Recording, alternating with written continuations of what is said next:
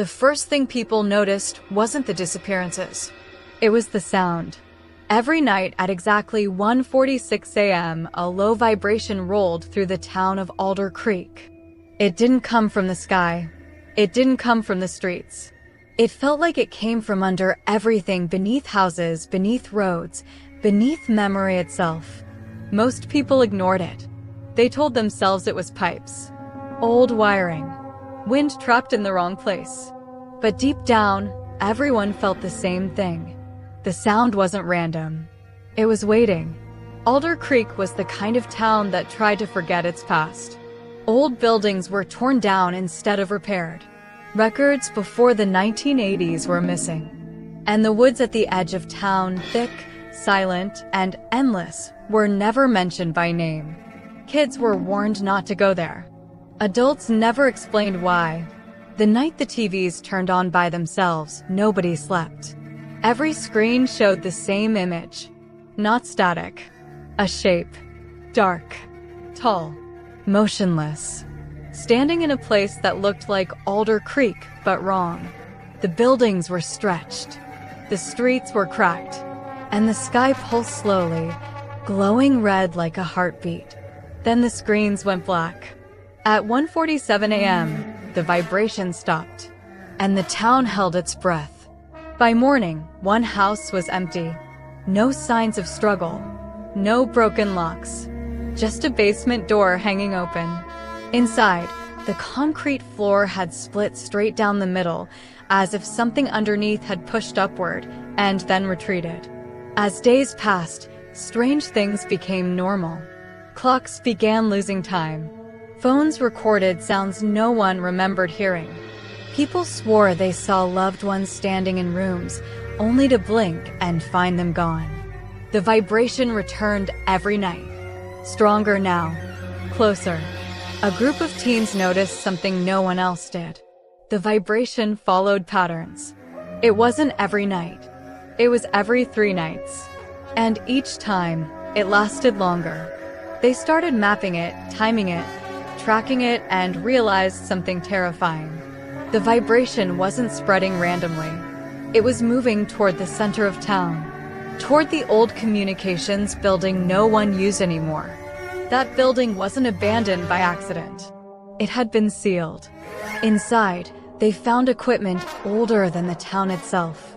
Radios wired to machines that hummed softly, still warm despite no power source. And scratched into the walls, deep, desperate markings. Dates. Names. And one phrase repeated again and again. Do not answer. That night, the dreams began. Everyone dreamed the same place. A vast open space with no ground and no sky, only darkness, pierced by red lightning. And in the distance, something tall and thin stood perfectly still. It never chased anyone. It didn't need to.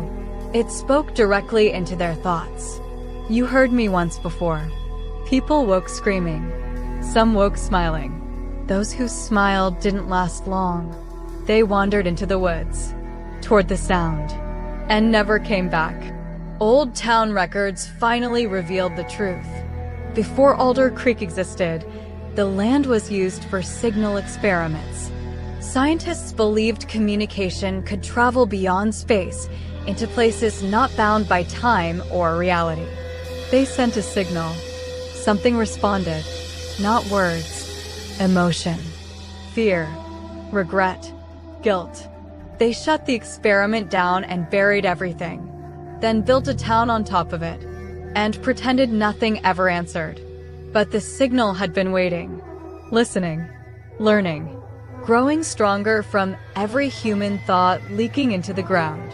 Every nightmare. Every secret. Every lie people told themselves to survive. The vibration became unbearable. Streetlights burst. Windows cracked inward. The sky turned red at night, not glowing, but watching. Black vein-like structures pushed out of the ground, wrapping buildings, climbing walls, pulsing as if alive. The town was no longer on the land. It was part of something else. The entity finally revealed itself. Not physically, mentally. People felt it inside their memories, sorting through them, tasting them, choosing the most painful ones. It fed on unfinished guilt. And it was hungry. The teens reached the underground chamber beneath the communications building. At its center was something impossible. A living structure fused with machines, cables growing like veins, pulsating in rhythm with the vibration. The signal source. The entity spoke clearly now. "You woke me again." They learned the truth. The entity couldn't exist fully in this world, but the signal allowed it to anchor itself, to cross over. And it needed one last thing. A mind. A human mind. One of them volunteered. If the signal shut down while someone was connected, the entity would be trapped, cut off from human thought forever. But the person would be trapped with it. Remembered. Consumed. As the town shook and the sky cracked open, the connection was made.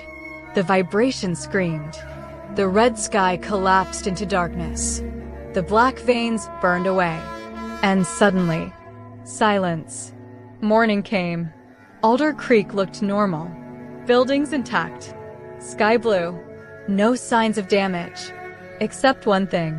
No one remembered the person who stayed behind. Not their name. Not their face. Only a strange feeling, like something important was missing. Years later, a new family moved into town.